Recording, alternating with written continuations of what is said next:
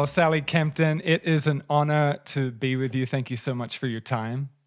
It's so lovely to be with you, Stuart. It'd be awesome to begin the conversation with you sharing with the listeners, especially for people that may not know you, to share a little bit about your story. I was thinking maybe boiling it down, beginning with your time being a journalist back in New York. How about that?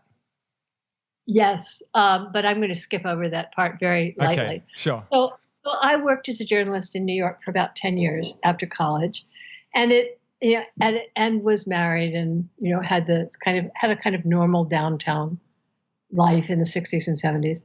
And at a certain point, I had an awakening, and that awakening happened in the course of an acid trip, which was not unusual for my generation. During I had a complete experience that there's nothing in the universe but love, which I had never realized before, or had never even considered before. So, and that recognition, which didn't last, lasted a few hours, it really permanently changed my priorities. So, shortly after that, I began meditating, and got involved with a Western spiritual group, and then about a year and a half afterwards, met my teacher, Swami Muktananda, who was a profound enlightened master who really galvanized a lot of seekers in the West, in Australia, as well as in the United States, and to some degree in Europe. And through a process that he called Shaktipat, which is an ancient process that comes from the Tantras, that actually means the descent of energy, which some masters are able to initiate in their students. And meeting him, I had a very strong connection with him as my teacher, and began to travel with him, serve him, study with him, which I did until he died, and which was in 1982. And then before he died, he had initiated me as a Swami, a sannyasin, and I remained with his organization for 20 more years as a Swami and a teacher. And then in 2002, left the organization to begin teaching on my own. So I now teach internationally, doing workshops, a lot of teleclasses. I do a lot of work on teleconferences and in retreats and workshops. I've written a couple of books.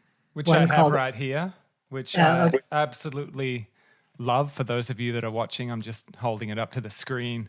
And they're incredible. So well done, and thank you. Yeah. And that's basically my life. I mean, the teaching that I received from my guru, that I have kind of unfolded ever since, and which is obviously continued to deepen, is a teaching that comes originally from a tradition that scholars called for a long time Kashmir Shaivism, which contemporary scholars are now calling non-dual Shaiva Tantra. So it's a teaching that originated in India around the 5th century of the Common Era, and flourished. The original tradition flourished up until about the 12th century. The Mughal invasion of India kind of seems to have destroyed the original lineages as popular religious forms, but it continued in Kashmir, and in the 20th century was more or less discovered, we might say, by a group of Western scholars who studied with it, a great master named Lakshman Ju, and began publishing books in Italian, in French, and in English on the tradition. And my guru had come across a Hindi translation of one of the great books of that tradition, the Doctrine of Ignition, which he always said described his enlightenment experience better than any text he'd ever read. And he was a great scholar of Vedanta and Advaita. So that became the core of his teaching. Can you repeat which text that is, actually? In Sanskrit, the name of the text is Pratyabhijna Hridayam, which means the heart of the doctrine of recognition. And the basic teaching in that text, and it's an entire tradition in non-dual Shaivism, it's called the recognition school in non-dual tantra, teaches that our consciousness, the human consciousness, is identical with the vast consciousness that is the source of all, but obviously in a microscopic, limited form. And they teach that through practice and through grace, essentially, we can rediscover or recognize our original vastness. And that's the core of the teaching, which is quite granular. Obviously there's a whole philosophical system, but that fundamental teaching that your consciousness and my consciousness are not different than divine consciousness, and that we are capable not just of realizing that in our essence we are consciousness, which is not an unusual teaching for non-dual traditions.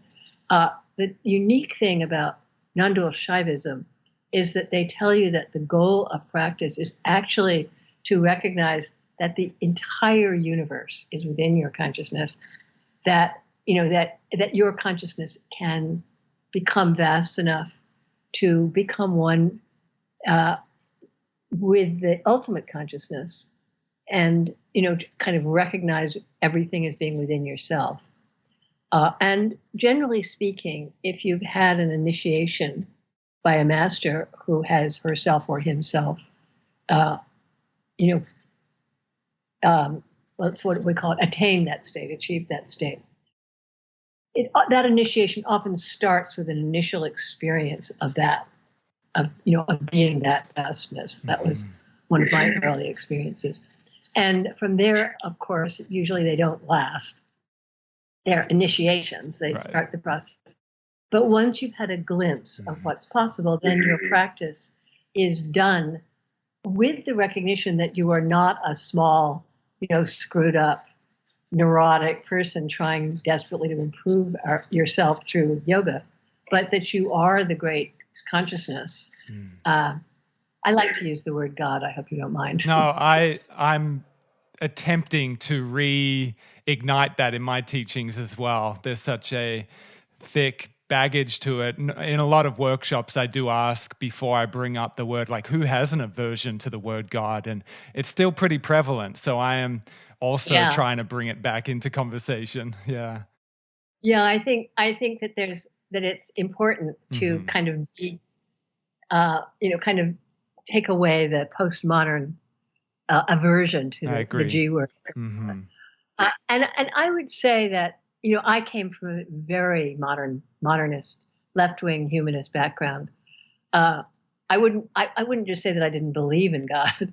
I didn't, even imagine why it was important to have a notion of an all-encompassing divine reality. And I really came to be what I was, and this is maybe not untypical of modern seekers, I recognized not only a state in my teacher, but I also had such an experience of opening and opened consciousness around him that I began to be willing to entertain the idea that this state, this source that he always called God, that this might be a good way to describe reality, and it certainly is a good shorthand word for what we might call source or Tao or universal consciousness. Sure. But the thing I actually like about the word God is that it has this connotation of sacredness, of divinity, of that a word like universe is almost too secular to encompass. So it's just my favorite shorthand term. What about the word love? Because a lot of people even cringe and have aversion with the word love, which is understandable, but I think that wound needs to be healed as well. I totally agree. Totally agree. And I think as a teacher, it's probably important to have other words you can use. Right.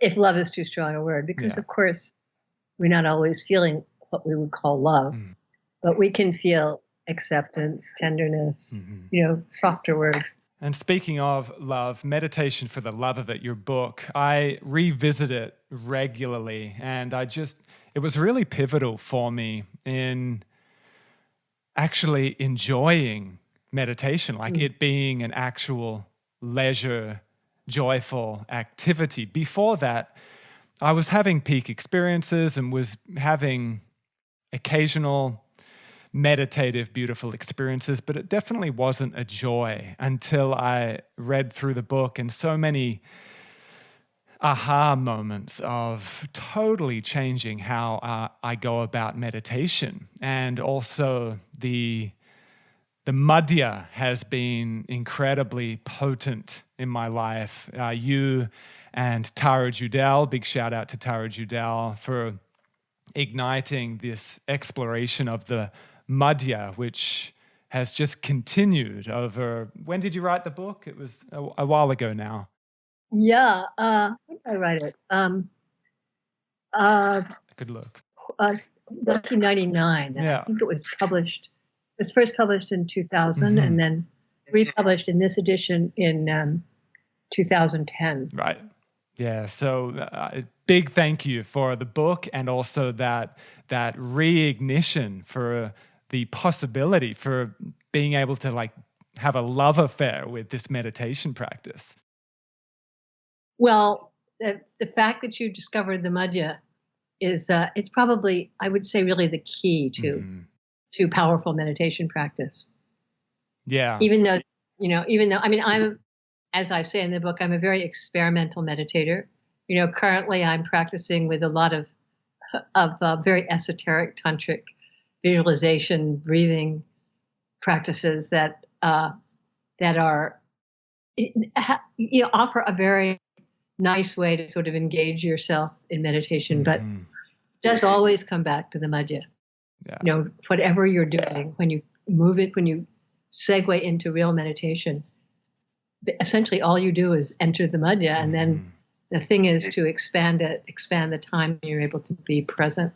And then yeah, go ahead. And then I love the directionality you bring to it in finding it in daily activities. Even that's been huge for me. Not only opening up the experience of it while I have my eyes closed, but then the ability to find it even when the eyes are open and doing what would seem like mundane daily activities. That's what's been really transformational and really interesting and fun, playing with finding that madhya, eyes open, daily life. Yeah, I totally. And I do think that we meditate in order to be able to live in a expanded, empowered, and loving state in our daily life. Now, sorry, you go. Yeah. There's a bit of a delay. You go. So give me your experience. Like, what have been your great experiences of discovering the meditative state in daily life? Okay, so just of late, I've got a young daughter, 10 months old, well now 11 months old, and a 5-year-old. Prior to opening up that more integrative meditation, I'd be a grumpy meditator. I'd be a very needy meditator. I'd need my specific amount of time in my specific place, which is good, it's well and good. But I found integrating this madhya awareness has helped me be able to meditate when there's a crying baby around, or being able to meditate when I'm changing a pooey nappy, or being more observant when I am in that irritable state, and finding the gaps in between that irritability and expanding it. So it's really helped me, I think, be a better dad rather than separating how I am as a dad and how I am as a meditator, which I think is pretty common for yogis and meditators to have their like spiritual self, like this is when I get quiet, this is when I access the madhya, or whatever we want to call it, deep meditation, and then quote unquote back to reality. But it's really helped me, in those mundane, just literally shitty situations to open it up and pay deeper attention. Beautiful. That's so beautiful. That's so beautiful. Yeah. And yeah, and um, for people who haven't been meditating for a long time, that a practice like just returning, being able to return to the breath, just be able to remember your breath, to to uh, to take a couple of deep breaths when you're getting upset is itself a transforming practice. Totally. You don't even have to be deep in. You don't even have to be able to kindle a meditative state. You just have to be able to remember the breath, which is tricky, isn't it? which can be very tricky. Yes, when we're upset is the time we most forget it. I have to tell you, the thing that turned me around in this way, and it's why I keep returning to this idea of the breath, which of course is not an esoteric idea at all. It's anyone who does mindfulness practice will be aware of it. But I was about to give a talk in front of a large audience and in a very high pressure situation, and I was late. So I was running and out of breath and, kind of intensely in that kind of nervous state that you are, especially when you're late. And I suddenly realized that I could not go into that talk in this state. So I stopped and I remembered the breath. And I want you to know that in those days, that was not something I took for granted. And I remember standing there on a staircase, which I just run up, I just run up 3 flights of stairs, standing on that staircase, finding my breath and going, letting my breath deepen and noticing that all the tension that I was feeling started to fall out of my body with the exhalation. And I realized, my God, I think I must have been meditating for 15 years at that time, believe it or not. I hope this doesn't discourage people. But I had never realized that something so simple as stopping to take a deep breath when I was tense could actually make that much difference in my daily experience. That it's not an esoteric practice. You don't have to be a great meditator to do it. You just have to be able to tune into the breath and perhaps have some trust that turning your attention inside is going to make a difference in the way you feel emotionally. So starting with an awareness of breath, and of course awareness of mantra, which is another gold star practice that you've taken to daily life. I think if we have a strong awareness of breath, a willingness and practice in returning to the breath, and especially if we have a mantra practice, because again, in my experience, a mantra, if you've received it with an initiation, and if you've been fairly rigorous in practicing for a while, practicing a mantra can take you through a lot of situations. So, and those 2 core practices are kind of at the heart of what it means to take meditation into daily life. So something really intense like grief, sadness, anger, what seems to be pretty common? I mean, in our society, there's a common attempt to just get on with it and kind of sweep these intense experiences under the rug, so to speak, and just get on with it. And then there's in our kind of scene, in meditation, yoga type scenes, and life improvement type scenes, there's another very common experience of bypassing and just kind of putting on a positive face. So could we speak to that?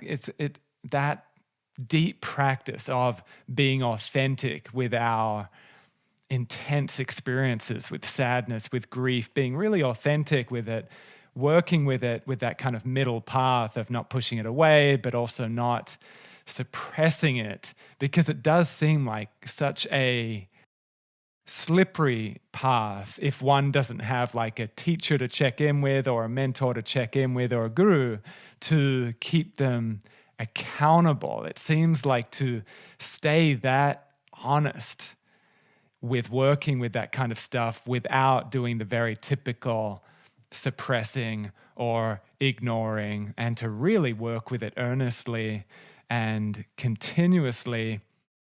How can one do that, do you think, if they don't have that teacher to check in with, or that psych or something to stay in line with doing that deep work? Well, to be honest with you, I think that more than a teacher, your family, your Yeah, kids, good point. your closest, most intimate friends and partners, especially if they understand what you're trying to do. I mean, you can't expect your 10-month-old to understand it, but your 10-month-old is definitely going to call you on your shit fairly regularly. So in a certain, I mean, I remember one of my friends telling me she was in a car with her two kids who were, I think, 8 and 13 at the time, and they were acting up in the back seat. She attempted to discipline without raising her voice. And one of them said, "Oh, Mom, stop pretending to be so detached." I just thought it was such a brilliant call. That's great. When we are spiritually bypassing. Yeah. And what people call spiritual bypassing really is often our attempt to just handle our lives with some grace in accordance with our spiritual principles, when we haven't really internalized the state that we're looking for. So we end up pretending to be in that state, and then we bypass our real feelings. But on the other hand, why is yelling at your kid a good thing? So we're left in that. It's kind of a dilemma. It's very important that we be as best we can, sane, intelligent, grown-up people. And if we have a volatile temperament, which many of us do, and which is part of the conditions that that some of us live with. Some of us are very emotional. Some of us are numbed out. We can't touch our emotions. And what it is to be authentic to our real feelings probably starts when we cultivate the habit of being willing to turn into a feeling, to notice what we're feeling, which of course many of us really don't learn to do until we do some hardcore yoga work, or in some cases hardcore psychological work. But one of the great modern psychological modalities, which has many names, I mean, from Gestalt to somatics these days, somatic therapy, they use what I consider a core tantric principle, which is that you feel the energy of an emotion in your body. You learn how to turn back into your body and find where you're feeling the emotion, which usually is in the heart or the gut or behind the eyes. Tune into the felt sense of the emotion and just acknowledge it. Let it be there. Be present with it. And the way I think of it is that it is like, when your child is upset, probably the most helpful thing you can do is put your arms around them. Doesn't seem to be helpful to say, "No problem, it's okay. You're okay," because it's not the kid's experience. They're not okay.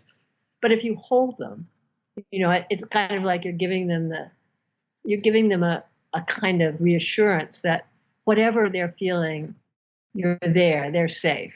You can, and it's what I think we have to do with ourselves when we're out of sorts. But we can't do it by giving ourselves a hug. Although but it is by being witness. A friend of mine calls it sponsorship.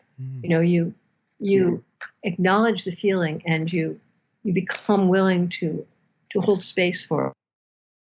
And I have a practice that I teach, which it's not, other people teach it too, but where you find the felt sense of the emotion you're feeling in your body. And once you practice this, you can do it.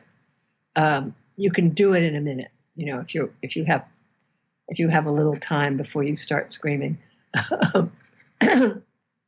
You turn into the feeling, you find it in your body, and then you imagine space around it.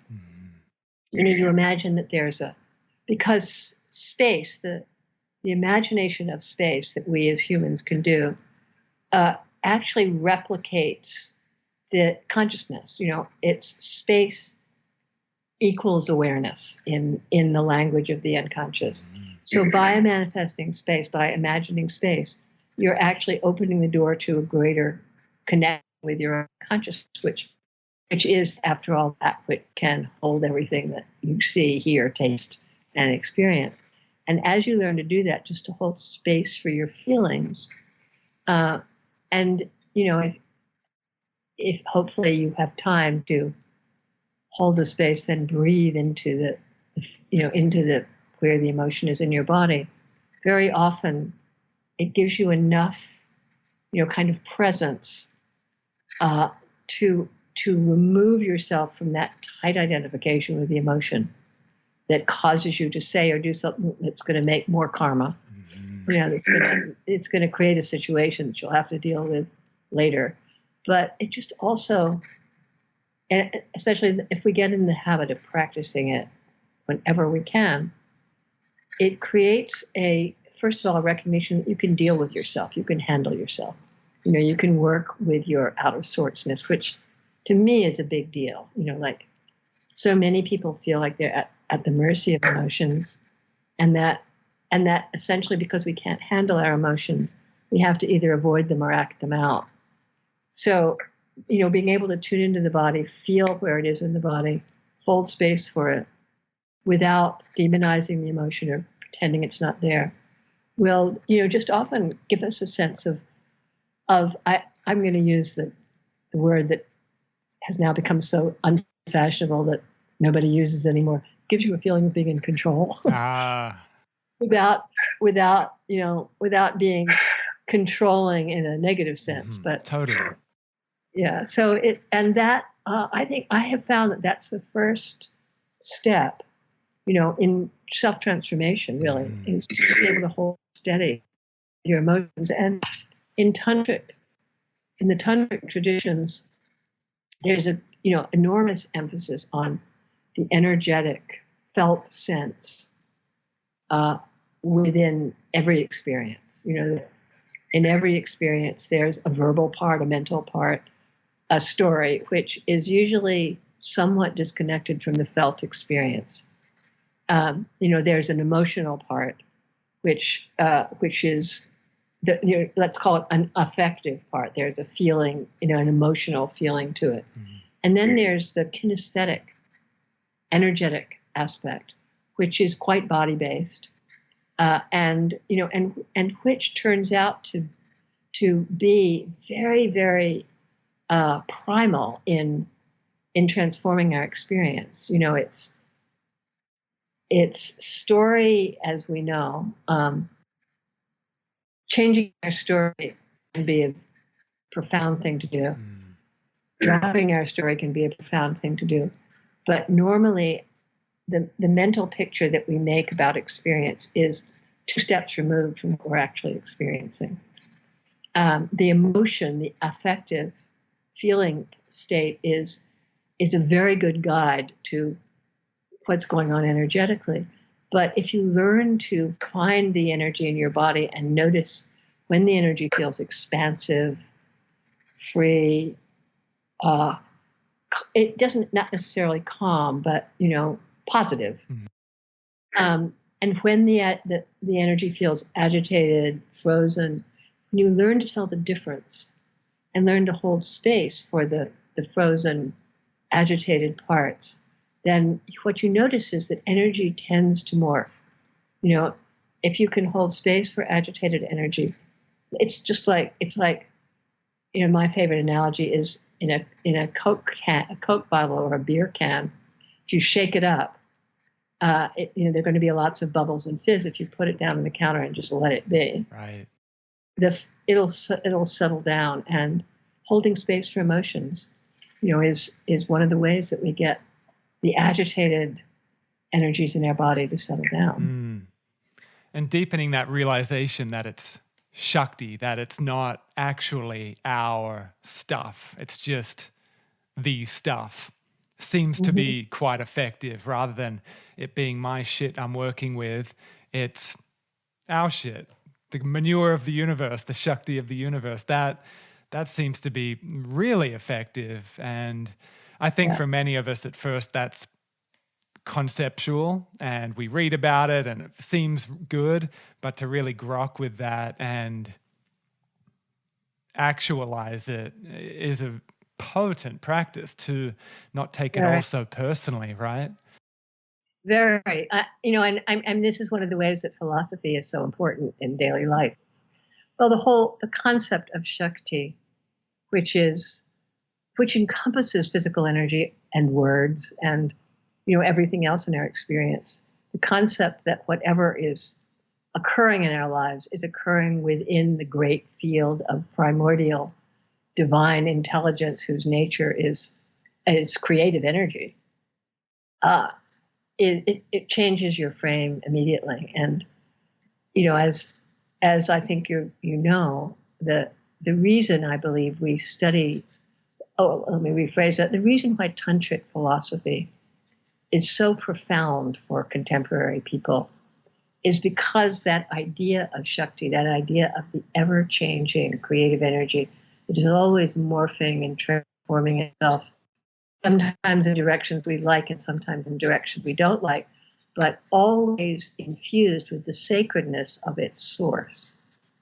That idea, as we hold it conceptually, will begin to reveal itself. We'll begin to be able to actually see it, especially if we're practicing meditation. It's to really take that philosophy into life. We do, I believe, we do have to have a steady practice of meditation. Totally. Yeah. Prior to being revealed these types of teachings, before that, I was very much a very serious yogi on that kind of more classical renunciate path of every thought is bad, every desire is bad, even my body, what a fucking distraction, that's bad. And it was really an attempt to push away every human experience, so then I could push it all away and finally get in touch with a deeper bliss. But then coming across these teachings, it was a huge sigh of relief to be okay with the human experience and to actually love it. And the body is an altar, and every thought can be a part of that. Every desire can be a part of that. And it's all energy that can be a huge part of our awakening, rather than the old, well, still pretty prevalent attempt to sweep it all away in order to get quiet enough to tune into the subtle realm. So yeah, it's a huge practice for bringing it into daily life. It's a huge practice. And I would say, I'm just saying this as a caveat, I do actually think that to get the heart of Tantra is, in its original tradition, it's considered the advanced course. So in order to be a real tantrika and not to use the old language, a libertine making excuses for doing whatever you want under the guise of it's all energy, you do actually have to have, I feel, gone through that process of kind of deconstructing your ideas about yourself, practicing with yogic discipline. It very often means, the tantrikas I know who've actually gone through the process are able to get really the most power out of this way of thinking. The other option is, I know a lot of people, especially Rod Stryker calls this California Tantra, which I, as a Californian, I take slight exception to it, but you call it Sydney Tantra, maybe. But people who are practicing yoga kind of casually and doing a lot of drugs and having a lot of relationships and kind of living modern life. And usually most of these people are, probably in their early 20s and full of vitality and life energy. And the idea of Tantra, that everything is energy, kind of allows us to feel that whatever we do is okay as long as we're saying, well, this is Shakti, this is Shakti. But obviously, because of the laws of karma, which also operate, there are consequences to everything we do, meaning, that if No, keep going. I mean, I just spoke with Rod Stryker as well. Sorry, I cut you off there, but I'm appreciating where you're taking it, because it's so easy to cop out with that teaching that everything is Shakti, everything is energy. And I'm seeing a lot of that as well. And I did just speak with Rod Stryker about that, and Mark Whitwell.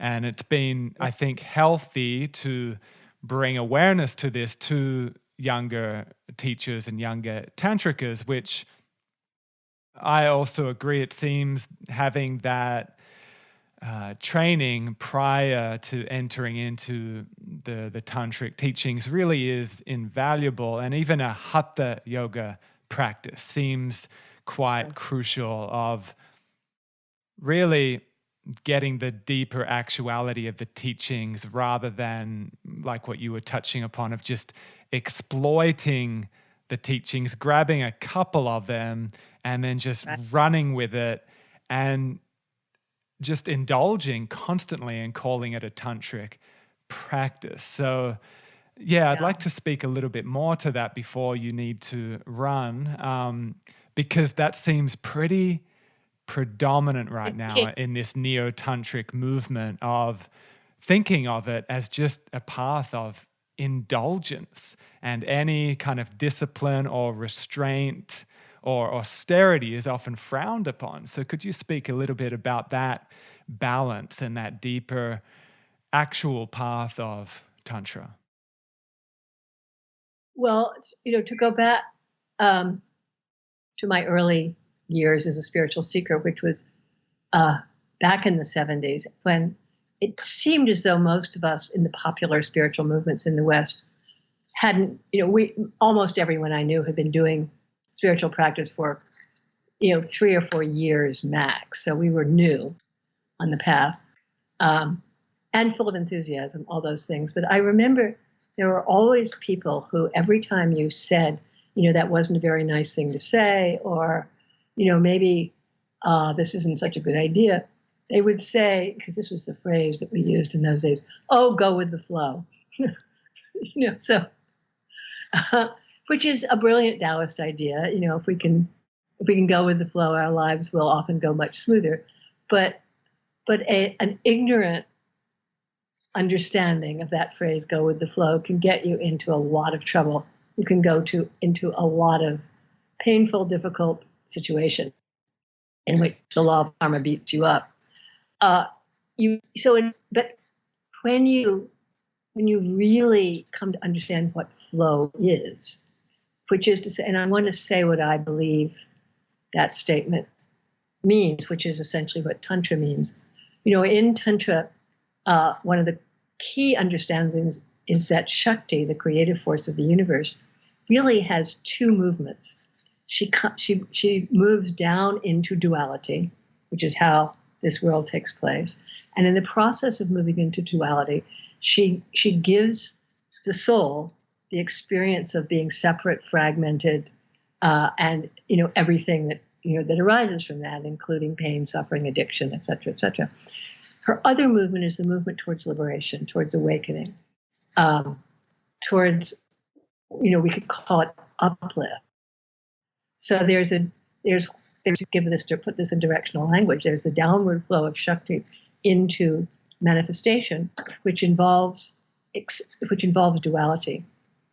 And then there's the upward flow of manifestation, which of course we see in the Kundalini practices of raising the Kundalini upward through the central channel, which leads to greater expansion, greater sense of non-duality, and a deepening intuition of what serves the project of total upliftment, not only for yourself, but for the people around you. And my feeling is that what Tantra really is about always is engaging the upward flow of Shakti. So the rising Shakti doesn't just mean the rising of the life energy from the Muladhara to Sahasrara, as in standard Kundalini chakra meditation practice. It actually means the uplifting of your consciousness, so that you're able to really have a wide perspective about who you are, where you stand in the flow of life, what your dharma is in relationship to other people, your own body. And for most of us, that involves a lot of practice, a lot of contemplation, and as you said earlier, a lot of discipline, often including a fairly rigorous willingness to be disciplined. Hatha yoga discipline is a brilliant form of discipline. And for some people, it is kind of the only thing. But it's, Hatha yoga discipline, like any other discipline, can become an end in itself. So the disciplines that we undertake are not for the sake of perfecting the body or, anything else that has to do with the conditioned self, but for giving us a pathway in which we can recognize our unconditioned self, even when we're, in the midst of all the things we have to go through in life. And a lot of that has to do with the old yogic values like discipline of speech, discipline in food, discipline of sex, discipline in intoxicants, all those things that, that classical yoga tells us are important for our evolution in yoga. Mm-hmm. They're not wrong. They are important. It's just that they're not all there is, and the middle path is, I think, actually Buddha's most brilliant instruction was not too tight, not too loose. His middle path, which is also the path of the Madhya. The middle path is the space between the Ida and Pingala nadis, the space of the Sushumna nadi, the central channel. But it's also the place where you actually discriminate. Okay, too much effort here. Moment to relax. Okay, I'm getting too loose. I need to make some more concentrated effort. And we go through our lives learning to calibrate. Yeah, even just that depth of paying attention. I mean, we're becoming so distracted with these phones and Skype and this, that, and the other. So even just the loving discipline to pay attention to that pendulum shift is so vital as technology continues to go the way it's going and people are becoming unhappier and more distracted, and our attention is kind of getting magnetized outward, and the whole social media thing. So the discipline to even just pay attention, like what you're saying, is huge and really vital, I think, for us navigating the future ahead. Very much so. And I also think one of the things I noticed in over the years of working with people, that different life stages call for different types of practice. Mm-hmm. So when you're young, let's say when you're under 40, let's say, which I now think of as young, even though you probably don't. But the body is strong, the vital force is very strong, your sexuality is strong. There's a deep biologically determined desire to create a life, whether to create relationship, to create a family, to succeed, to carve out a place for yourself in the world. And that's completely appropriate. It's it's a time in your life when in many ways we can be most creative, we can create our path. So to a great extent, when we practice yoga during those years, it's very important that there be a balance between our yoga practice and our life practice, our life goals, the striving that is necessary in this, crazy and unfair world to make some foundation for ourselves. So the issue of how our yoga can create a ground that we can move from, I think, is extremely important. And that as we get older, as we've set a kind of template for our life, and as our life energy is naturally turning inward, as the Taoists say, there's a certain point where instead of moving outward for achievement, for attraction, etc., there's a natural tendency to turn inward. And that's a point where very deep contemplative practice becomes a lot easier. This is certainly my experience. And so it's also important to recognize your time of life, what is appropriate practice for your time of life.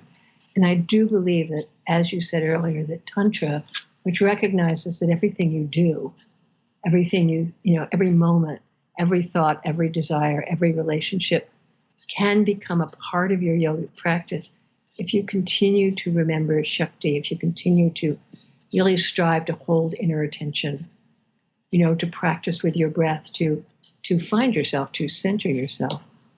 And I just want to say that I've found that, it's increasingly what I recommend to people, that if you can get a strong relationship with your central channel, with the Sushumna Nadi, which demands meditation, if you can really discover what it feels like to let the breath move in the central channel, such that you can turn to it even when you're awake, even when you're functioning, that one practice will center you in almost every situation. And I really think it's important to have one or two tools that you've cultivated that you can return to, whether it's mantra, whether it's central channel practice. Which is why I love your doorways into the infinite. Doorways or gateways? Doorways into the infinite.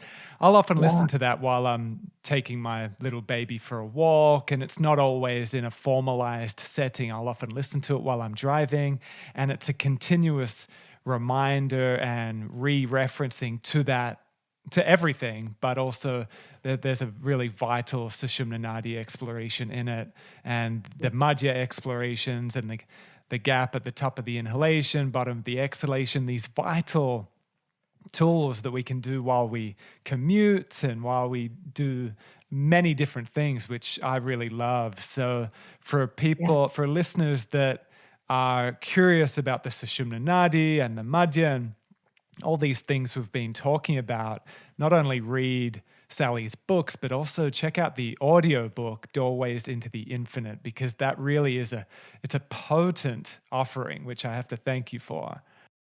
Oh, well, thank you. I mean, that comes from a tantric text called the Vagina Viola, which I have discovered over the years is probably the most powerful meditation manual there is, and it's used by Hindu tantrikas, by Buddhists. It's a really key text because it actually shows us that in our body, in our normal experience, there are so many ways that we can literally touch God while walking, while running, while hugging your child, and especially when we tune into the breath, the space between one breath and another, the central channel in the body. It's all there. We've all awareness.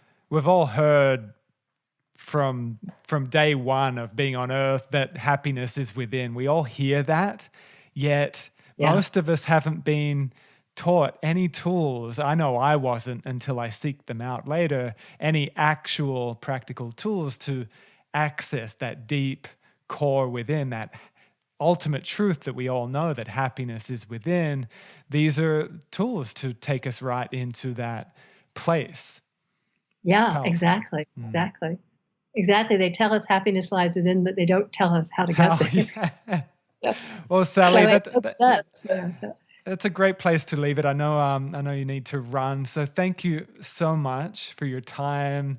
I have so much respect for you and deep gratitude for your time. It's a pleasure to do. I very much enjoyed talking to you, and we'll meet again, I'm sure. We will. Much love, Sally. Much love to you. Namaste. Namaste. Bye-bye.